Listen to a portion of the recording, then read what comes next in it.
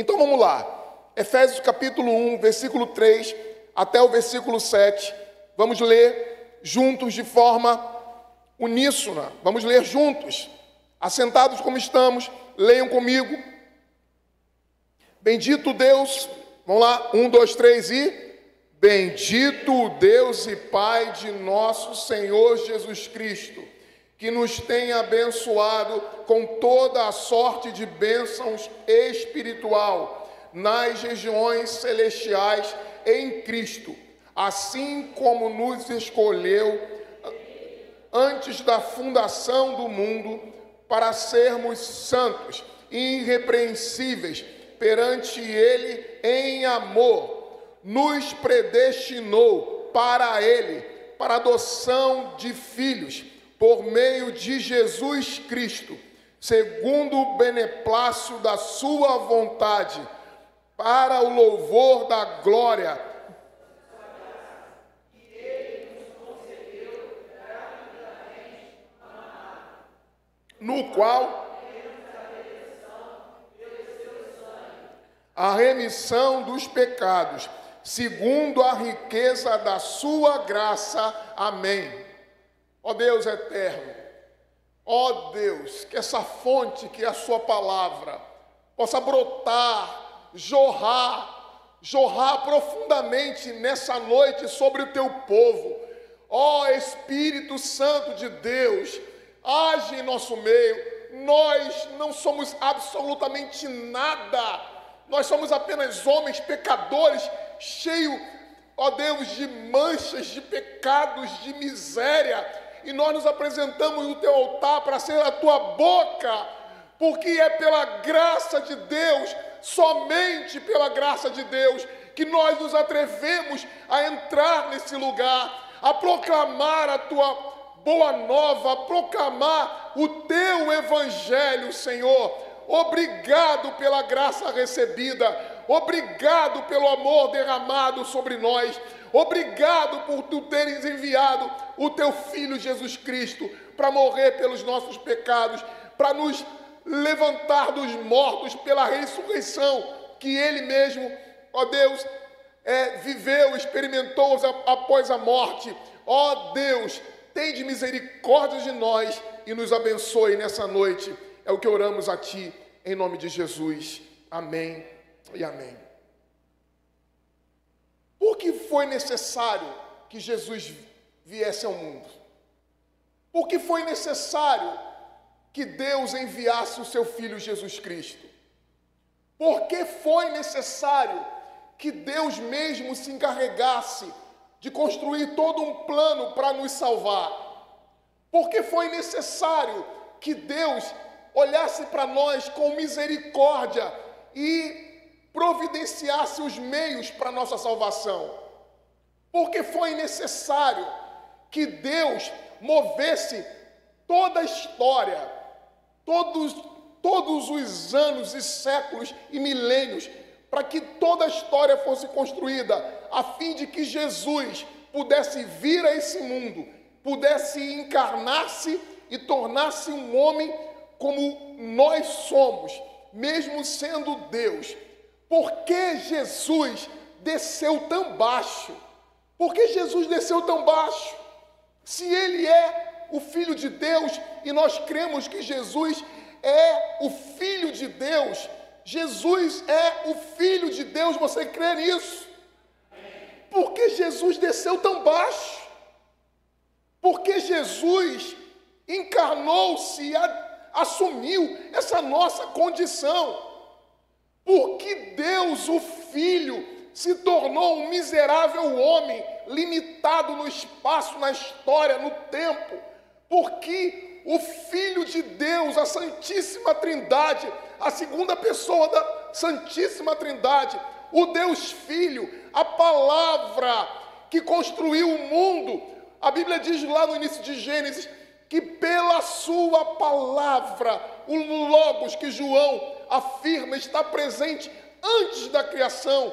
João aponta claramente que o Filho não é uma entre as criaturas, o Filho não é a primeira criatura, o Filho não é o príncipe entre as criaturas, o Filho é o próprio Deus. O próprio Deus esteve entre nós. E por que foi necessário que Deus descesse a esse mundo? Talvez você, com o tempo de cristão que você tem, esqueça-se da profundidade do Deus que criou os planetas, que criou o cosmo inteiro, que conhece a vida para além da vida que nós conhecemos aqui. O Deus que criou um sistema que rege todas as coisas e funciona segundo o seu propósito. Nada acontece nesse mundo de forma aleatória, de forma confusa, caótica. Mesmo quando a natureza, adoecida pelo pecado, dá sinais de que as coisas estão fugindo do controle, ainda assim, Deus mantém o controle absoluto de todas as coisas. Deus mantém a sua força regendo tudo. O sol todos os dias nasce, as chuvas chegam, ainda que demore. O sistema físico humano funciona com beleza. A cada vez que o homem descobre sobre o funcionamento do seu corpo, sobre as regras que regem a natureza humana, ele fica assombrado, ele fica completamente extasiado diante de uma sabedoria, diante de um poder, diante de um conhecimento tão profundo da natureza humana, porque Deus, o Filho, que pela sua palavra, que pelo seu soprar, que pelo seu agir, criou o mundo, veio e tornou-se um ser limitado, uma criança. Todo o processo que perdurou na vida de Cristo passou pela realidade de tornar-se um feto, de ser uma criança indefesa, de ter que fugir de Herodes para o Egito, porque a Santíssima Trindade, o Deus Filho, que estava encarnado no ventre de Maria, precisava de proteção, porque Ele mesmo abriu mão da sua onipotência, do seu poder, que é ilimitado, para cumprir a sua palavra, a sua promessa. Sabe por que Deus fez isso? Sabe por que Jesus se colocou nessa posição? Porque todos nós pecamos. Todos nós, sem exceção. Todos nós pecamos gravemente contra Deus. Não há um de nós, nenhum sequer que possa dizer que não pecou. Provavelmente você pecou hoje imensamente, sem sequer ter consciência dos seus pecados. E se você acha que não pecou, e não pecou de forma alguma, e se você acha que encontra-se em retidão, acabou de pecar agora, por orgulho, por vaidade, porque você e eu somos limitados, pecadores, nós estamos manchados pelo pecado. Nós estamos manchados pelo pecado, de tal forma que o apóstolo Paulo vai dizer que os nossos membros correm para o mal, de que as nossas mãos querem destruir o inocente, a nossa língua urda enganos, os nossos pés correm para derramar sangue inocente. Ainda que você não se sinta enquadrado nessa realidade tão sombria, nós pecamos. E nós que somos religiosos, por vezes pecamos por hipocrisia, pecamos por avareza, pecamos por cinismo, pecamos porque somos arrogantes, pecamos porque nos consideramos melhores do que os outros, pecamos porque construímos caixinhas para colocar Deus e para que Ele sirva aos nossos propósitos particulares. Pecamos porque tornamos a graça de Deus, que é imensa, pequena, porque nós somos pequenos e transformamos o Deus imenso da Bíblia num Deus pequeno, num Deus mesquinho, num Deus limitado, num Deus fraco. Nós pecamos, insistentemente temos pecados, Insistentemente temos pecado. Por mais que você lute, por mais que nós venhamos a lutar contra o pecado permanece. O pecado é uma chaga, o pecado é uma doença que leva à morte. O pecado é a própria morte. Paulo vai dizer que o pecado não nos torna moribundos. O pecado faz com que nós estejamos mortos totalmente. Não há nenhuma verdade em nós em relação a Deus. Tudo isso que eu posso falar e afirmar, você pode, assustado, dizer, mas é muito pessimismo, mas é muita negatividade. O ser humano não é tão mau assim. Nós podemos até em algum momento ou outro na nossa vida sermos bons para com as pessoas que nós amamos.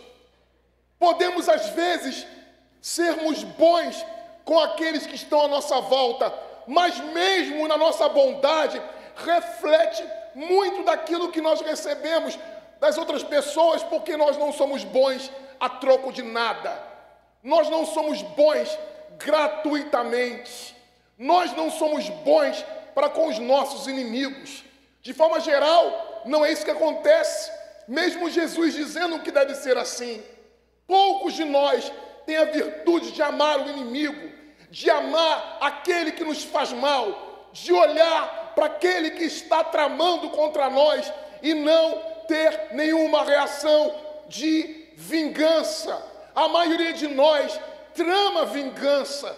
A maioria de nós deseja que o outro, que é diferente da gente, não tenha sucesso na vida. A verdade é que eu não estou fazendo uma afirmação categórica sobre todos, mas boa parte de nós funciona segundo esse sistema, segundo o pecado. O pecado ainda reina entre nós. O pecado nos mata de um relacionamento com Deus. O pecado nos transtorna. O pecado nos adoece. O pecado nos cega. O pecado nos faz viver completamente enganados. O pecado nos afasta completamente da justiça de Deus. A justiça de Deus não se aplica entre os homens, porque o homem rejeita a justiça.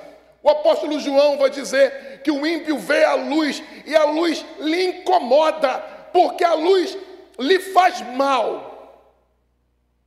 Porque nós estamos sem Cristo nas trevas. Olha para mim, preste atenção numa coisa. Todos nós, sem exceção, estávamos absolutamente mortos, completamente perdidos. Todos nós. Sabe o que Deus fez? Somente pela graça Ele resolveu ter misericórdia de nós. E essa graça não se dá baseada nas minhas reações futuras. Veja que o texto diz para a gente: bendito o Deus e Pai de nosso Senhor Jesus Cristo. O apóstolo Paulo começa aqui a epístola louvando: bendito o Deus e Pai de nosso Senhor Jesus Cristo. E Paulo afirma aqui na epístola aos Efésios que as bênçãos espirituais não são uma realidade a ser desfrutada na eternidade. A perspectiva de Paulo nessa epístola é que as bênçãos espirituais já estão disponíveis, de que as bênçãos espirituais elas já são acessadas, de que as bênçãos espirituais não são um alvo a ser perseguido e a ser alcançado um dia, não. Ele trata as bênçãos espirituais como uma realidade já agora, como uma realidade já consumada, como uma realidade já acessível. E é por isso que ele louva: bendito o Deus e Pai de nosso Senhor Jesus Cristo, que nos tem abençoado. Não é vai nos abençoar. Olha para mim, preste atenção. Deus não vai te abençoar. Deus já tem te abençoado. Você já está debaixo da bênção de Deus. Você não está buscando a bênção de Deus. A bênção de Deus já chegou na sua vida. A bênção de Deus não é algo a ser perseguido e que talvez, se você tiver uma vida ilibada, sem manchas, sem tropeços, sem quedas, sem falhas, talvez você consiga receber. Não! Você já tem sido abençoado. Você já recebeu a salvação e a graça de Deus. Deus já te abençoou. E a Bíblia diz que claramente Ele abençoou com toda sorte de bênçãos espiritual. Ele não apenas tinha te abençoado, mas Ele abençoou com toda a sorte de bênção espiritual. Aonde? Nas regiões. Ou seja, Paulo está aqui apontando a dimensão cósmica.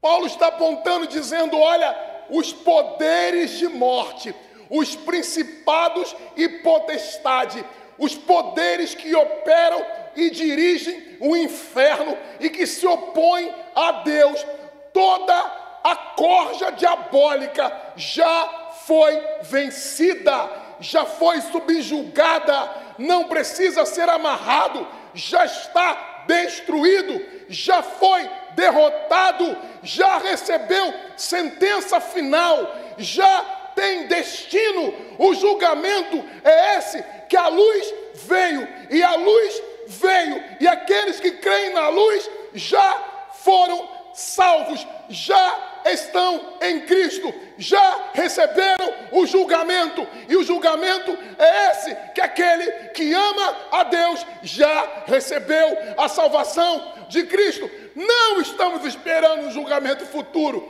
O julgamento futuro é para confirmar e chancelar e dar definitivamente aquilo que já foi conquistado por Cristo Jesus na eternidade. Aquilo que eu já recebi, as bênçãos espirituais já foram dadas a todos nós. É isso que Jesus está dizendo aqui, é isso que Paulo está dizendo aqui. Toda a sorte de bênçãos espirituais. O diabo tenta dizer para você exatamente o contrário. Que você vai cair da graça, que você vai se perder, que você tem que fazer um esforço gigantesco para ser e viver como cristão.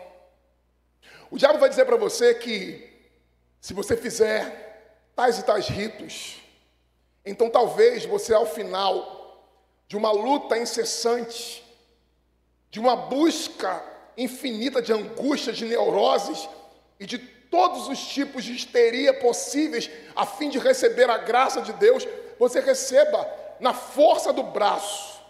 Não é isso que o Evangelho diz para a gente. O Evangelho diz que a graça nos alcançou. A graça nos alcançou. Nós estávamos mortos, nós éramos pecadores malditos, nós não tínhamos nada a fazer, nós estávamos condenados, mas Deus nos abençoou em Cristo Jesus com todas as bênçãos espirituais e nos colocou nos lugares celestiais e nos deu uma posição que não é a mesma posição que tínhamos outrora. Não! Deus não nos olha como escravos, não nos olha como malditos. Não! Jesus, Ele nos abençoou. Cristo nos abençoou. É por isso que o texto diz, todas as bênçãos nas regiões celestiais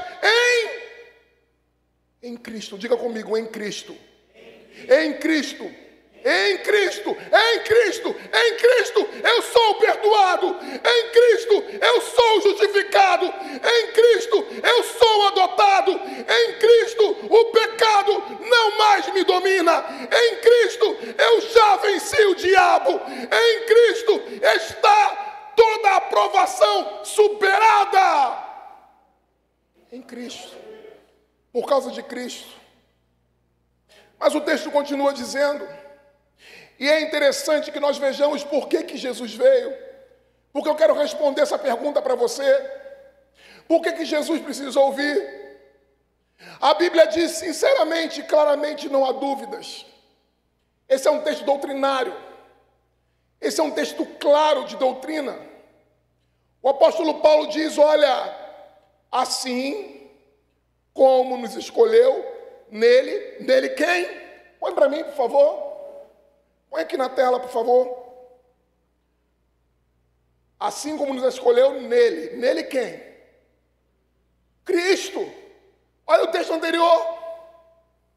Nas regiões celestiais, Então aqui o texto diz, assim como nos escolheu, nele, significa que nos escolheu Então Deus nos escolheu, sim, Ele nos escolheu. Sabe por que Ele nos escolheu? Baseado em quê? Na graça. Sabe qual é a ideia que as pessoas têm? Equivocada, errada. Deus escolheu porque Deus sabia que eu seria justo. Deus escolheu porque Ele sabia que eu ia procurar uma igreja. Deus escolheu porque sabia que eu seria uma boa esposa, mulher de presbítero, pessoa honrada, família, 4ª geração de cristãos. Deus escolheu a Dani por causa disso. A gente pensa que é por causa disso. A gente pensa que Deus escolheu porque a família Machado inteira, presbiteriana da primeira igreja tradicional, Deus escolheu para ser pastor por causa disso. Menino bom, olha a cara dele de bom, tem bondade esse menino. O rostinho dele é de menino bom, já não é mais um menino de 30 anos. A gente pensa que Deus escolheu porque nós somos dignos. A gente pensa que Deus escolheu porque, olha, eu estava na vida de desgraça, de bar em bar. Eu estava caído, mas eu me levantei uma hora. Você não se levantou, Cristo levantou você. Se você dependesse de você, estava caído até agora lá. Estava caído lá. Ele não nos escolheu antes da fundação do mundo, pensando e sabendo que você iria se levantar, que você iria reagir à graça dele. Ele criou um plano e criou de tal forma que ele não vai deixar você escapar. Você pode tentar se afastar dele, ou tentar fugir da graça dele, ou tentar ir para outro lugar, ou ter outra vida, mas ele vai te cercar e vai te trazer para servir a ele, porque ele te amou e te escolheu antes da fundação do mundo, não baseado nos seus atos, na sua justiça, no seu caráter, mas baseado na graça dele. A graça dele é um dom, é uma dádiva, é Deus dizendo: eu vou amar você.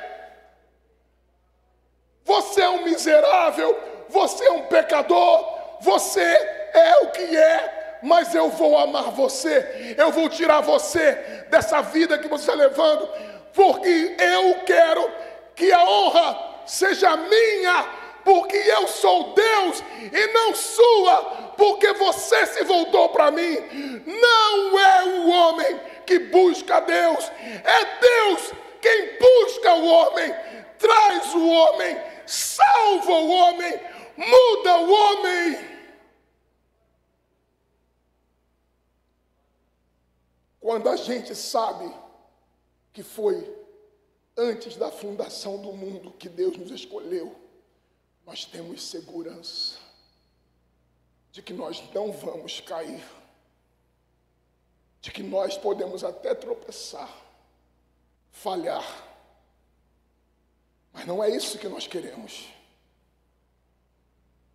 Ele vai trazer os seus eleitos, ou com uma doce voz, ou esmagando, mas ele vai cumprir o seu plano. Ele vai cumprir o seu plano.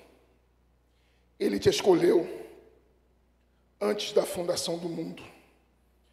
E eu quero dizer que o apóstolo Paulo é extremamente eficaz na sua palavra. Deus olhou a humanidade inteira. Olha para mim, preste atenção. Na teologia nós chamamos isso de conselho eterno da Trindade. O Pai, o Filho e o Espírito Santo, antes da fundação do mundo, no diálogo da Santíssima Trindade, porque em algum momento isso acontece. Ele nos escolheu. Para nos escolher é preciso que haja concordância. E essa concordância não é baseada em atos pessoais que eu posso produzir, em reações que eu não posso fazer, porque se for em reações que eu posso fazer, concorda comigo que seria por minha causa. Amém? Entendido? Se sou eu que reajo e faço, então glórias a mim. Um homem bom, garotinho, pretinho, na igrejinha de brancos, que se meteu ali, insistiu. Nos anos 80, o negrinho, na igreja de brancos, insistiu em ser da igreja de brancos, de estar ali, de fazer parte daquela comunidade. Não fui eu, não sou eu, não é você. Sabe quem eu sou? Só mais um pecador. Mas sabe o que Deus fez comigo e com muitos de nós que estamos aqui? Deus olhou para você, olhou para a multidão dos pecadores e disse: esses são meus. Eu vou salvá-los. Não vou fazer baseado nas ações deles, mas na minha decisão. Deus decidiu. Deus poderia ter condenado a humanidade inteira. Olha para mim, preste atenção. Todos vocês estão condenados. Todos vocês estão mortos. Todos vocês, a humanidade inteira está morta. Deus resolveu agir com misericórdia. Deus resolveu agir com misericórdia. Porque todos não são salvos. Porque o mesmo Deus de misericórdia também é o Deus de justiça. E se o pecado acontece, o pecado tem que ser punido. O pecado tem que ser punido. Qual o critério de Deus para punir o pecado? A sua vontade. Qual é a sua vontade? A vontade de Deus é que puna o pecado sobre o injusto e que salve a quem ele deseja salvar, segundo a sua vontade, porque ele é Deus. Lutero e Erasmo, ao discutirem sobre a eleição, Erasmo diz para Lutero, Lutero, deixa Deus ser bom. Lutero responde a Erasmo, deixa Deus ser Deus e não ser questionado, porque todos deveriam estar no inferno. Todos deveriam estar no inferno e Deus não manda ninguém para o inferno. O que manda as pessoas para o inferno é o seu pecado, porque o pecado destrói a comunhão entre o homem e Deus. Se eu for para o inferno, e glórias a Deus, porque eu sei que fui lavado e remido pelo sangue de Cristo, eu não poderia chegar no inferno e dizer: poxa Deus, você me jogou aqui no inferno. Ele me diria: não, foi o seu pecado que fez com que você descesse e estivesse nessa condição. Quando eu chegar no céu, porque eu lá estarei, eu não poderei dizer para Deus: Deus, estou aqui porque eu fui pastor, olha quantas almas eu preguei e salvei. Deus poderá dizer para mim o mesmo que disse: você não está aqui por causa dos seus atos, você está aqui porque eu agi com misericórdia e graça. Você pode dar glórias a Deus? Você pode dar glórias a Deus? Mas Paulo é sábio. Porque depois de ouvir tudo que eu falei aqui, depois de falar tudo que eu falei aqui, alguns de vocês podem entender de forma desequilibrada no sentido de não ponderar as questões, de não ponderar a ação de Deus, de não compreender que a ação de Deus é plena, é completa. A ação de Deus não falha. A ação de Deus, ela não fica pela metade. Deus não faz as coisas pela metade. E o que diz o texto? Nos escolheu antes da fundação do mundo, ou seja, Deus agiu antes que eu agisse. Para quê? Leia comigo. Para.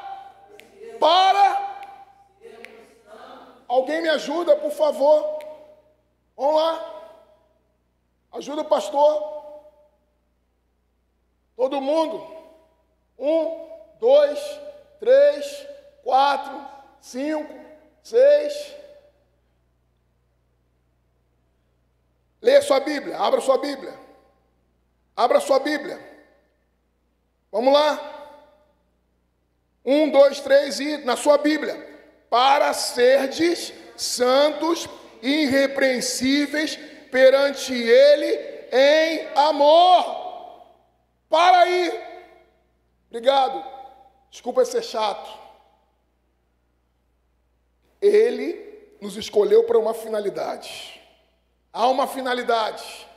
O para aqui é apontando para o objetivo. Para que a sua mãe te ensina a ler? Para que você aprende uma profissão? Para que as coisas acontecem? As coisas acontecem para um fim. Repita comigo, as coisas acontecem para um fim. As coisas acontecem para um fim. Responda de novo comigo. Então ele não escolheu você para outro propósito, senão o que está escrito na Bíblia, senão o que está escrito aqui por Paulo. Ele nos escolheu para sermos o quê? Para sermos o quê? Santos. Sede santo porque eu sou santo. Então a escolha de Deus não significa dizer porque você foi escolhido, salvo, que você vai viver na vida de pecado. Está liberado. Todo mundo aqui é santo, escolhido.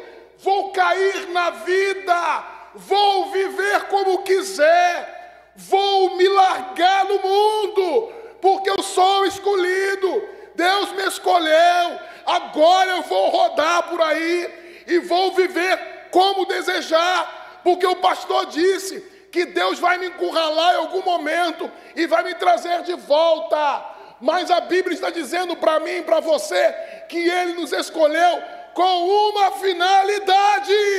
E é para sermos o quê? Santos e irrepreensíveis. Então, quando eu não estou sendo santo e irrepreensível, eu preciso questionar se eu fui eleito por Deus e se Ele me salvou de fato. Porque se Ele me elegeu e me salvou e me trouxe para Ele, qual é o resultado? Qual é a finalidade? Qual é o propósito? Ser santo e irrepreensível. Ser santo e irrepreensível. Ser santo e irrepreensível. Ser santo e irrepreensível. Quando estudava com os homens sobre o que precisa ser e como precisa ser o presbítero e o diácono, o apóstolo Paulo diz que o presbítero e o diácono e o pastor precisa ser irrepreensível.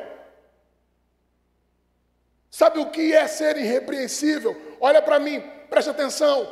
Irrepreensível não é uma criança. O meu filho é repreensível. O seu filho é repreensível. Irrepreensível é alguém que você jamais irá repreender. Irrepreensível é alguém que, uma vez dito, ele não vai mais ter necessidade de ouvir sobre aquilo, porque Ele vai se ajustar. Então não pense que a graça de Deus é barata. Não pense que quando você é escolhido por Deus e salvo antes da fundação do mundo, que você vai viver uma graça barata, porque a graça que nos garante a eternidade, a graça que garante que você vai para o céu, a graça que garante que você não irá perecer no inferno, a graça que garante que você vai mudar completamente a sua vida, a sua jornada, é a mesma graça que tem poder para mudar você agora, nesse mundo de vida, para ser santo e irrepreensível. Essa graça vai mudar você. Se você não muda, você não recebeu a graça. É a consequência lógica. Mas não que a mudança esteja atrelada, mas a lei de ação e consequência está presente. Deus agiu, Deus começou a obra em você, Deus começou a obra em você, Ele vai concluir a obra em você, Ele vai terminar a obra em você. Ele começou em você uma obra que é de trazer você à santidade. Não espere que Deus te esmague. Não espere que Deus te encurrale. Não espere que Deus mande a tempestade. Não espere que Deus haja com força. Ele quer agir com doçura para trazer você para a finalidade, que é ser santo e irrepreensível. Diga amém. E tudo isso ele diz o apóstolo Paulo em amor. Porque se é um santo amargurado, que não tem alegria, rancoroso, nem canta mais na igreja. Tem crente que nem canta mais na igreja. Tem crente que está tão amargurado, está tão pesado, está tão difícil, está com o coração tão congelado, com o coração tão empedrecido, que nem canta mais. Não canta mais porque perdeu a alegria. Porque não sabe que foi a graça que salvou, porque acha que pode levar no peito e na raça, que vai chegar no céu no peito e na raça. Não vai! É a graça de Deus. E a graça de Deus, diz o apóstolo Paulo, nos predestinou para Ele. Deus nos separou para Ele. Sabe o que significa dizer? Deus separou você para Ele. As coisas de Deus, as coisas que são de Deus são sagradas. Lembre-se de Jesus, em João capítulo 17, quando ele está terminando o seu trabalho, o seu ministério na terra, ele fala: Pai, dos que tu me deste, nenhum se perdeu. A gente tem um hino do nosso hinário, acho que é o hino 146, que diz: quem dos teus braços pode arrancar-me? Eu amo esse hino. Esse hino é teologicamente perfeito, porque ele diz para a gente: quem pode nos arrancar dos braços de Cristo? Quem pode nos arrancar dos braços de Deus? Quem pode nos tirar? O apóstolo Paulo, ele diz: quem intentará acusação contra os eleitos de Deus? Os eleitos são os predestinados. Antes da fundação do mundo, Ele separou o seu nome, Ele escreveu no livro da vida, Ele selou com o sangue de Cristo. Está selado, está acabado. Jesus disse: está consumada a obra. Ele disse: está consumada. A palavra de Jesus vale. Sim ou não? Jesus falou, vale ou não? Então, por favor, em nome de Jesus, tira a incredulidade do seu coração. O mundo, com todo o sofrimento que tem trazido para a gente, com todo o pecado que a gente tem convivido, com tudo de desgraça que nós temos enfrentado, com tanto de perdas que nós temos vivido, com tanto de desgraça que nós temos olhado, às vezes nós pensamos: que aquilo que nós cremos não está acontecendo. Está. Deus disse: eu consumei a minha obra. Eu dei a vocês todas as bênçãos espirituais. Todas as bênçãos espirituais estão sobre vocês. Aquilo que Jesus conquistou na cruz, Ele já selou sobre a sua vida. Já está feito, já está consumado. A obra de Deus está feita. O que você está vivendo é a vida na carne. E a vida na carne nesse mundo é a vida de perdas, é a vida de sofrimento, é a vida de luta contra o pecado, é a vida de angústias que às vezes quase afogam a gente. Mas quando você estiver no meio da tempestade, pense: Ele está segurando na minha mão. Ele está segurando na minha mão. Não é segura na mão de Deus. Não segura na mão de Deus. Você não segura nada que você larga. Se você vier com esse negócio de segura na mão de Deus, você está quebrado. Graças a Deus que eu sei que é Ele que segura na minha. Porque eu já teria largado. Já teria. Ainda bem que foi Ele que me escolheu, porque eu não sei se eu escolheria. Aliás, eu tenho certeza que não escolheria. Sabe o que o meu corpo quer? Sabe o que nós queremos? Sabe o que o homem sem Deus quer? O homem quer pecar. O homem quer pecar. O homem quer conforto. O homem quer dinheiro. O homem quer sexo. O homem quer poder. O homem quer evitar o sofrimento.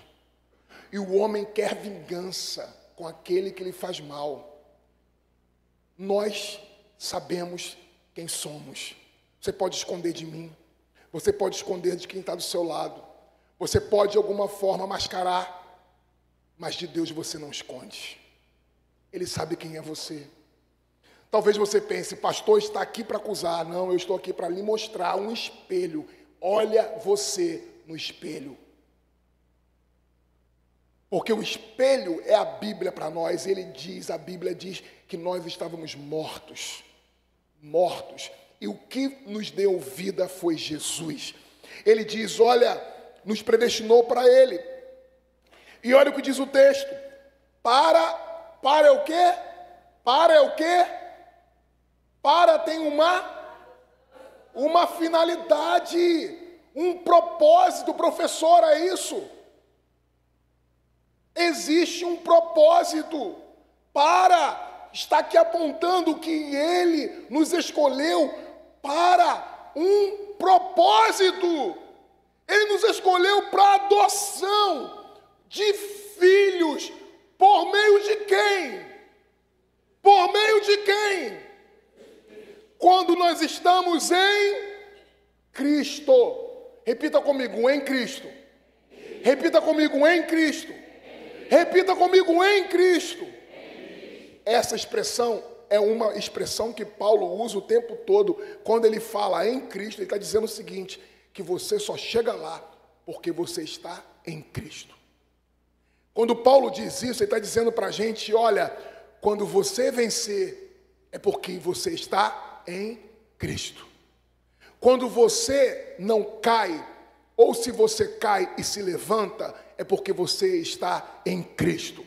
Quando você e eu morrermos, e as pessoas ficarem chorando e dizendo que nós somos maravilhosos, levanta da sepultura e diga: foi em Cristo. Corrija, balança um pouco o caixão e diz: não sou eu, foi em Cristo. Em Cristo nós somos o que somos. Tudo o que acontece de mudança em nós é por causa de Cristo. Segundo o beneplácito da sua vontade, segundo a benevolência da sua vontade, e tudo Ele faz para, versículo 6, 1, 2, 3, e para louvor da glória de sua graça, que Ele nos concedeu o quê? Olha, gente, essa epístola, meu Deus do céu, eu não posso ir embora, vamos fazer uma vigília aqui. Vamos falar disso até de manhã. Começa de novo. Ministério de louvor, vamos cantar. Vamos começar tudo de novo. Vamos parar o tempo. Amanhã ninguém vai trabalhar. É feriado do comércio. Para com isso. Vamos ficar aqui. Vamos meditar nisso. Vamos sossegar a alma da gente. Sossega a sua alma agora. Faz esse exercício de sossegar a alma e absorver o que está sendo dito pelo apóstolo Paulo aqui. Sossega a sua alma. Sua alma anda inquieta. Sua alma anda agitada. Mas quando você lê essa palavra, você aquieta a alma. Nos predestinou para Ele. Deus me tomou para Ele. Deus não mente. Deus não volta atrás. Deus predestinou para Ele. Ele não anda e não age segundo as minhas ações, que são absolutamente inconstantes. Eu tenho oscilações de ânimo. Esse negócio de motivação, esse negócio é uma mentira, dá nada. Motivação acaba rápido. Motivação não leva ninguém a lugar nenhum. Motivação oscila. Eu tenho motivação hoje, amanhã eu não tenho mais. O que o apóstolo Paulo está dizendo que Ele nos escolheu para Ele. Toma essa verdade para o seu coração. Toma essa verdade para o seu coração. Ele escolheu você para Ele. Deus não mente. Deus não muda. Deus não falha. Eu sou dele. Ele é meu. Ele me predestinou para Ele, para que eu fosse filho dele, para que a minha alma descansasse nos braços dele. Você já deitou no colo de seu pai. Você já teve o carinho da sua mãe. Você já recebeu o amor de alguém. Saiba que o amor de Deus por você é muito maior do que qualquer amor que você tenha recebido. E esse amor não é condicionado a quem você é condicionado à graça que foi derramada. Ele te ama e Ele te escolheu para ser dele. E Ele te concedeu isso para o louvor da glória, para a sua graça. Por graça, é dom, é presente. Agora, todo presente pressupõe que você vai agir de forma responsiva. É isso mesmo, Cecília? É por graça, minha filha. Quando você fizer 15 anos, eu vou estar aqui nesse púlpito, com a graça de Deus, se Jesus não voltar. E vou falar a você, quando estava com 1 aninho, ficava lutando com o pastor. E agora é uma moça linda. E está esse rapaz querendo namorar você e seu pai já está nervoso. Graça de Deus. Graça. Graça, só graça. Só graça. E ele, o apóstolo Paulo, diz que ele concede gratuitamente. Mas quando você recebe um presente, é feio, é antiético não dar presente de volta, sim ou não? Sabe que a ideia de dom no Novo Testamento é uma ideia que nós não captamos. Nós não captamos porque quando nós falamos que é de graça, a gente pensa naquilo que recebemos do governo, que nem é de graça.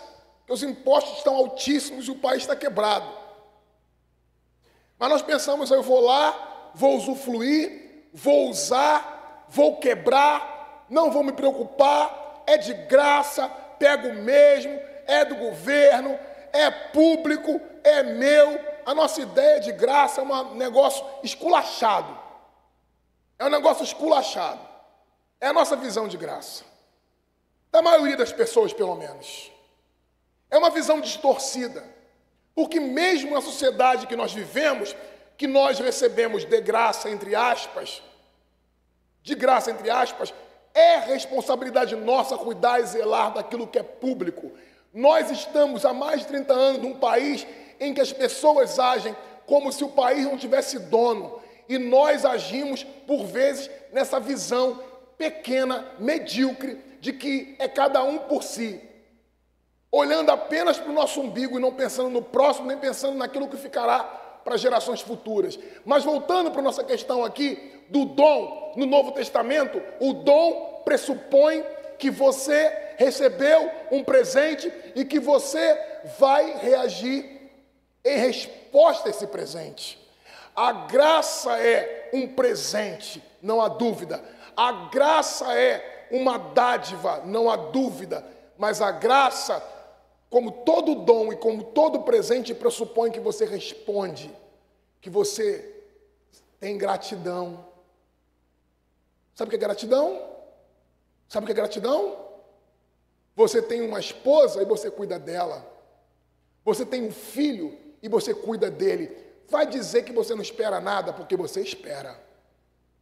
Você espera.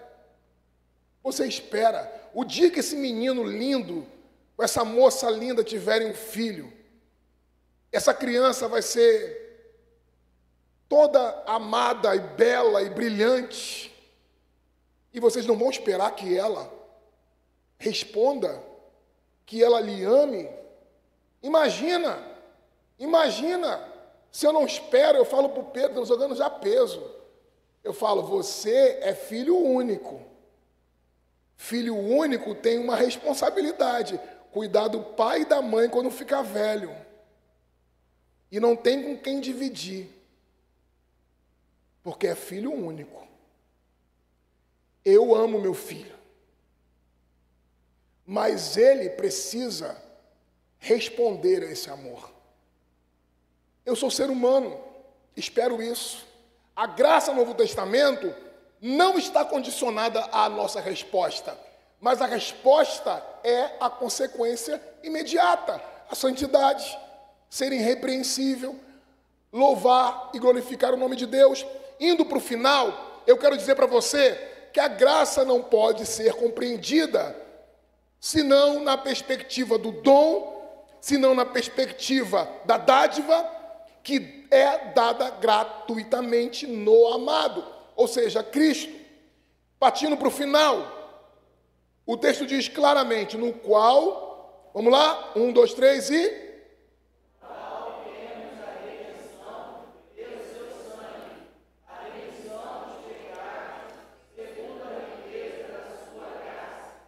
segundo a riqueza da sua graça.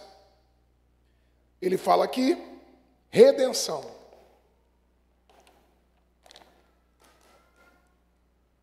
Imagina em Roma, um mercado de escravos.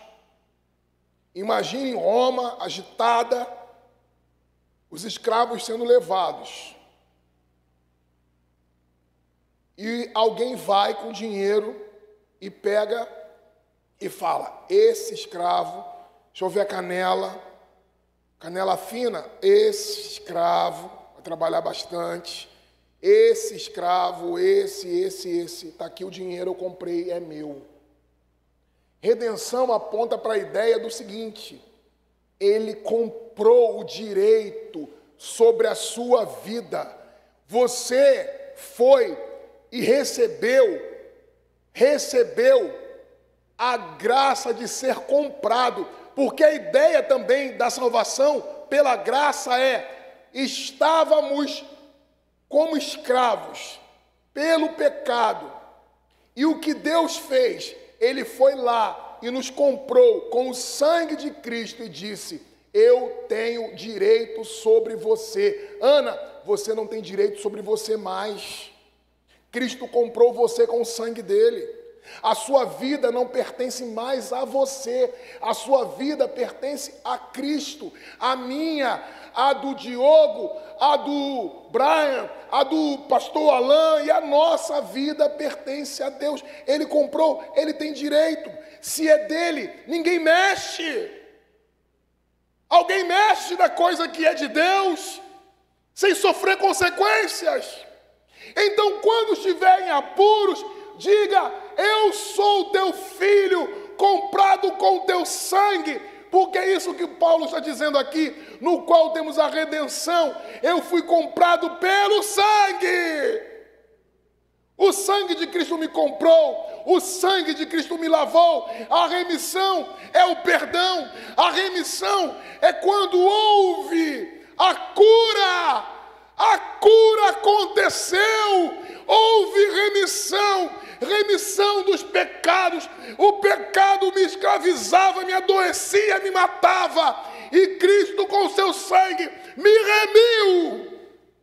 Remiu você, você está curado, você está vivo, você pode viver uma vida justa, porque foi para isso que Ele te chamou para viver. Ele te chamou para viver para isso. Chamou para viver para isso. Fica de pé, vamos orar, vamos falar com o Senhor em oração.